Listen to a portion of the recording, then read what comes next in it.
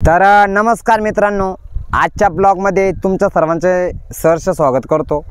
तर मित्रांनो, आजचा ब्लॉग हा कुठं आता हिंडून फिरून नाही आहे। आजचा ब्लॉग हा माझ्या गावातच आहे।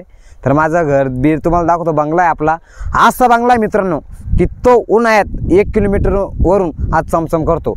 असा बंगला आहे, तुम्हाला तो पाहायला भेटन। तर मी तुम्हाला शेती वगैरे दाखवतो, चला। हे बघा मित्रांनो, इकडे एकरभर गहू आहे आपला आणि असं आहे। आणि हे पहा, इथं 2 थैल्या उन्हाळी मक्का आहे आणि ती 1 थैली आता तोडा राहिली मागं, ती पण दाखवतो तुम्हाला।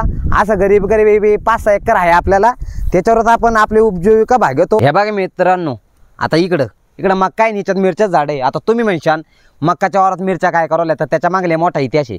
ह्याच्यात ना आम्ही पहिले मिरच्या लावल्या होत्या, पण त्या मिरच्याला खर्च आला 50,000 रुपये आणि मिरची इकल्या आम्ही ना 7,000 रुपये। शेतकऱ्याची अशीच अवस्था आहे, कुठे बी जातो मी, कोणत्या बी जिल्ह्याच्या शेतकऱ्याची अशीच अवस्था आहे आणि ते चालूच राहतं, नुकसान भरपाई ते काय ते कुठानेच आता मग ह्यो माझ्यासोबत न्यूटन पण आलेला आहे मित्रांनो। आज याचं नाव न्यूटन आहे, ये ना म्हणजे लय मोठा शोध लावेल ते तुम्हाला व्हिडिओमध्ये सांगणारच मी।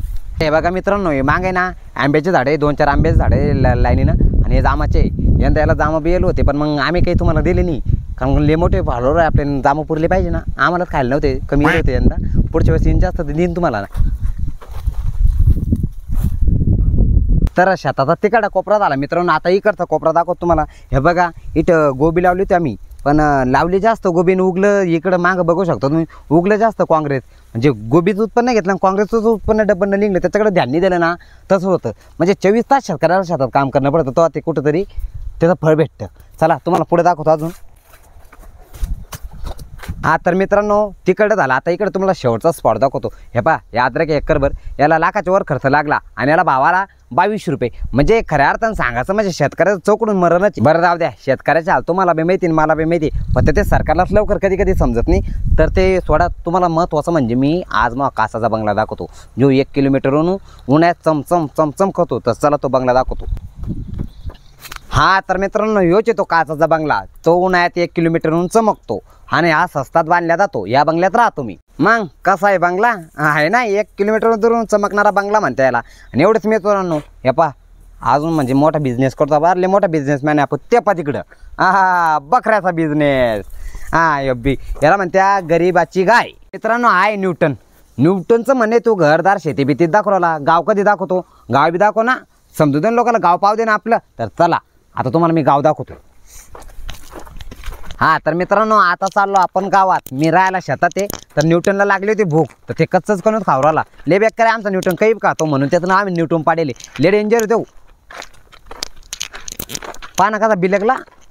हा तर मित्रांनो, ही माझ्या गावची शाळा आहे।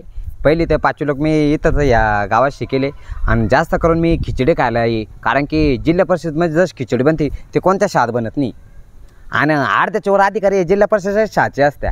चला तुम्हाला मी आता पुरं गाव दाखवतो, 1 मिनिटात मी तुम्हाला पुरं गाव दाखवणार आहे। हे बघा मित्रांनो, हे असं आहे आपलं गाव, छोटं गाव आहे, जास्त काही मोठं नाही आहे।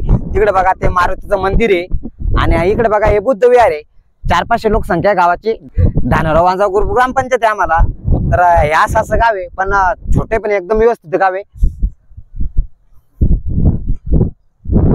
कसं वाटलं मित्रांनो आजचा ब्लॉग, कमेंट मध्ये नक्की सांगा। आणि गाव कसं आहे आमचं, बरं आहे ना। तर हे बघा मित्रांनो, जे ते तिकडे दिसतंय का, ते सिल्लोड आहे। आमच्या गावापासून सिल्लोड फक्त 7 किलोमीटर आहे आणि एवढंच आजच्यासाठी।